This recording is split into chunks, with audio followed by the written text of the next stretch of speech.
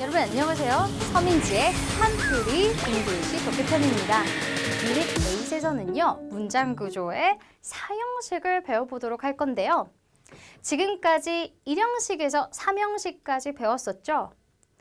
문장을 구성하는 필수 성분 주어, 동사 1형식, 주어, 동사, 주격, 보어 2형식, 주어, 동사, 목적어 3형식. 그렇다면 4형식은 어떻게 구성되어 있는지 살펴보도록 하겠습니다. 자, 우리가 항상 그랬듯이 리뷰를 한번 해볼게요. 주어와 동사로 이루어져 있는 1형식은요. 주어, Jenny walks. 이렇게 주어 동사로 완벽한 문장이지만 조금 더 문장을 풍요롭게 해주기 위해서 이렇게 전치사구, 즉 수식어구가 붙습니다. 그래서 제니는 학교에 걸어간다 라고 해석하면 되겠죠. 이 형식은요. 주어 동사 뒷부분에 주격 보어가 있어요. 주어를 보충해서 설명해주는 보어겠죠. 그래서 제니는 해피합니다. 주격 보어. 제니의 상태를 묘사해주고 있습니다. 그러면 정말 중요한 보어 자리에 올 수 있는 품사 두 가지를 한번 여러분들 질문해 볼게요. 첫 번째, 뭐가 있을까요? 명사가 있습니다. 두 번째로는 형용사가 있죠. 이 개념이 너무 중요하기 때문에 보어 자리에는 명사와 형용사가 올 수 있다. 지금 또 한번 기억을 해볼게요. 5형식에도 이 개념이 등장하기 때문에 보어는 명사, 형용사 이렇게 암기해 주시면 좋겠고요. 3형식은요. 주어 동사 뒤편에 목적어가 존재합니다. 제니는 rides, 탑니다. a bicycle, 자전거를. 그래서 목적어 을를로 해석이 되었죠. 자, 그러면 이번에 4형식인데요. 4형식은요. 주어 동사 뒤에 간접 목적어. 말이 어려워요. 그런데 해석적인 것만 기억을 해주시면 뭐뭐에게 직접 목적어인 뭐뭐 을를 이렇게 해석하면 된다. 그래서 간단하게 이렇게 구조가 되어 있습니다. 제니는 샀어요. 그녀를 샀다라고 하시면 안 돼요. Her best friend. 여기까지가 이제 간접 목적어 자리인데 그녀를 사면 안 되죠. 사람을 살 수가 없잖아요. 그래서 뭐뭐에게, 그녀의 best friend에게 무엇을 사주었다? 책을 사주었다. 그래서 문장의 형식을 알지 못하면 정말 문장을 해석할 때 엉뚱하게 해석을 할 수가 있어요. 그래서 누구에게 무언가를 사주었다 라고 해석하시면 되겠고요. 다음 5형식이에요. 5형식은 주어 동사 뒤에 목적어가 있고 목적어를 조금 더 풍요롭게 해주고 보충해서 설명해주는 목적격 보어가 있어요. 그런데 보어기 때문에 이 자리에 올 수 있는 품사는 명사와 형용사가 되겠죠. 그래서 보어는 명사, 형용사 여기에도 적용이 됩니다. 제니는 여깁니다. 생각합니다. 그것이 difficult 하다고. 그럼 그것 자체가 어려운 거죠. 그래서 이렇게 해석을 해주셔야 되겠고요. 그럼 이제 구체적으로 사형식이 어떻게 생겼는지 보도록 하겠습니다. 사형식은요. 수여 동사라는 의미를 가지고 있어요. 수여하다라는 의미가 뭐죠? 주다라는 의미를 가지고 있죠. 그래서 간접 목적어에게 그 다음에 직접 목적어를 주다라는 의미가 이제 형성이 됩니다. 그래서 뭐뭐에게, 뭐뭐을를 예시를 한번 살펴볼게요. My best friend 주어겠죠. bought, 샀습니다. 나를 샀을까요? 아니죠. 뭐뭐에게, 뭐뭐을를 사주었다 라고 해석을 해줘야 돼요.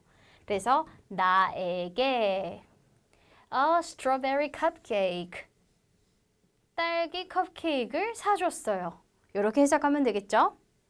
그 다음 문장에서도요. 주어는 I, will buy 동사, my mother. 여기도 목적어로 어머니를 이라고 해석하면 정말 엉뚱한 문장이 돼버려요. 그래서 이런 경우에 여러분들이 문장을 뒤에까지 훑어보고 아 그렇다면 얘는 간접 목적어고 a scarf, 직접 목적어구나. 그래서 을를로 해석해야 되는구나. 그리고 for, 이거는 괄호 쳐야 되겠구나. 전치사 뒤에 명사가 나왔으니까. 그러면 해석을 해보면 나는 사줄 거예요. 나의 엄마에게 스카프를 이렇게 해석하면 되겠죠? 그녀의 생일을 위해서. 그렇다면 이제는요. 사형식 동사 또한 암기를 해보도록 할 건데요. 뭐뭐에게 뭐뭐를 주다, 수여하다의 의미로 해석이 되는 동사들의 example입니다. give, 주다. bring이라고 하는 어휘는 가져오다라고 하는 어휘죠. show, 보여주다. send, 보내다. 누구에게 무언가를 보내다. teach, 가르치다라는 의미죠. 그래서 학생들에게 공부를 가르치다. offer, 제공하다, 주다. 누군가에게 무언가를 주다. 다 누군가에게 무언가를 주다로 해석이 되고 있습니다. tell, 누군가에게 무언가를 말해주다. promise, 누군가에게 무언가를 약속하다. lend, 빌려주다. hand, 건네다. pay, 지불하다. buy, 사주다. make, 만들어주다. choose, 선택하다. build, 무언가를 만들다는 의미겠고 get은 여기에서 주다의 의미로 해석이 됩니다. find, 누군가를 위해서 찾아주다. cook, 누군가를 위해 요리해주다. ask, inquire은 요청하다 혹은 질문하다라는 의미가 있고요. beg, 간청하다라는 의미가 있습니다. 자, 그러면 이제 여기서부터 되게 중요한 게 있는데요. 사형식과 사명식은 왔다 갔다 변환할 수가 있어요. 머리가 조금 복잡해지시나요? 그런데 생각보다 어렵지 않습니다. 사명식의 구조를 생각해보면요. 주어, 동사, 목적어로 구성이 되어 있죠. 그러면 이렇게 주어, 동사, 간목, 직목으로 나타내어 있던 문장을 사명식처럼 만들어주면 돼요. 그렇다고 하면 전치사를 활용해서 누군가에게 라는 이러한 대상을 뒤로 보내줄 거고요.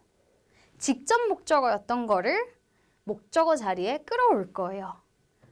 그러면 한번 전치사 to를 사용한 사형식을 사명식으로 전환한 문장을 활용해 볼 거고요. 그리고 동사들을 또 암기를 해볼 거예요. 자, 먼저 전치사 to를 쓰는 동사들입니다. give, bring, 가져오다, show, 보여주다, send, sell, 팔다, lend, 빌려주다, hand, 건네다, pay, 지불하다, offer, 주다, tell, 말해주다, teach, 가르치다, promise, 약속하다라는 어휘였죠. 자, 그래서 문장에서 어떻게 바뀌고 있는지 한번 활용을 해볼게요. I, 주어, sent, 동사, him, 그를 보내다 라고 하면 어색하죠. 그에게, 뭐뭐에게로 해석이 되었고 a letter, 직접 목적어인 뭐뭐을로 해석이 되었습니다.